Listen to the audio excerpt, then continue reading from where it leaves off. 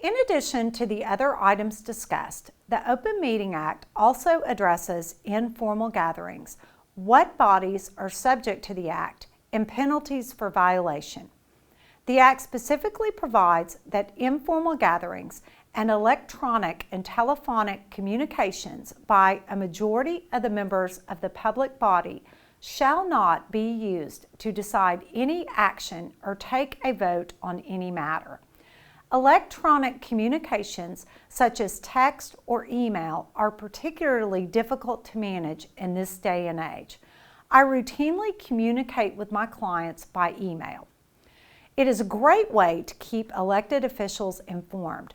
However, I try to always include a reminder not to reply to everyone on the email. I am also very careful not to ask for a decision. Clearly, such an action would result in a potential violation of the Act. One provision that routinely creates questions for municipal attorneys involves what bodies are subject to the Open Meeting Act. Obviously, meetings of the City Council, the Board of Trustees, or any related public trusts will be subject to the Act. But what about committees, panels, and internal staff meetings? Guidance can be found in the definition of public body, which includes task forces or study groups supported in whole or in part by public funds or entrusted with the expending of public funds or administering public property, as well as committees or subcommittees of any public body. One particularly important Attorney General opinion can be found in 2002 OAMA 37 and notes that private organizations which contract for the provision of goods or services to the public on behalf of a governmental entity and receive payment from public funds merely as reimbursement for goods provided or services rendered are not supported by public funds and are not subject to the requirements of the Act. This opinion also addresses subordinate entities which exercise actual or de facto decision-making authority. Citing Sanders v. Benton, the Attorney General noted that when a parent entity that is subject to the Act establishes a subordinate entity, the question as to whether it is subject to the Act depends on the purpose for which it was established and its responsibilities.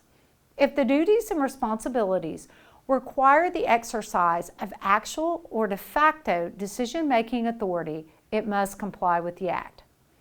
Finally, violation of the Open Meeting Act has significant consequences.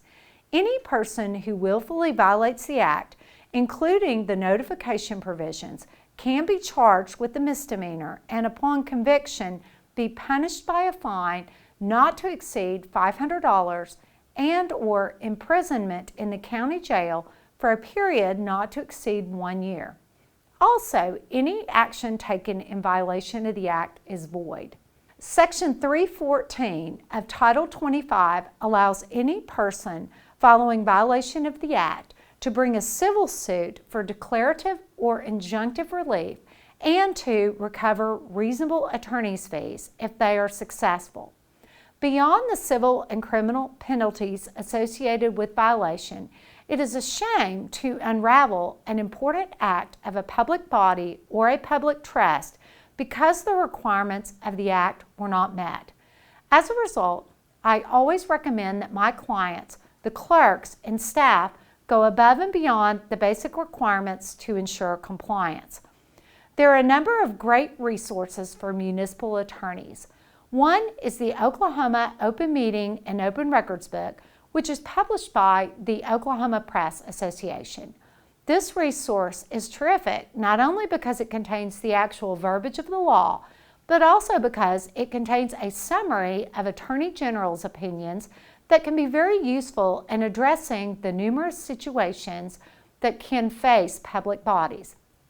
Another great resource is the Handbook for City and Town Officials. This book contains the state statute as well as helpful hints on application of the Act. I take the handbook with me to all public meetings and have found it to be invaluable as a quick reference. That concludes this training session on the Oklahoma Open Meeting Act.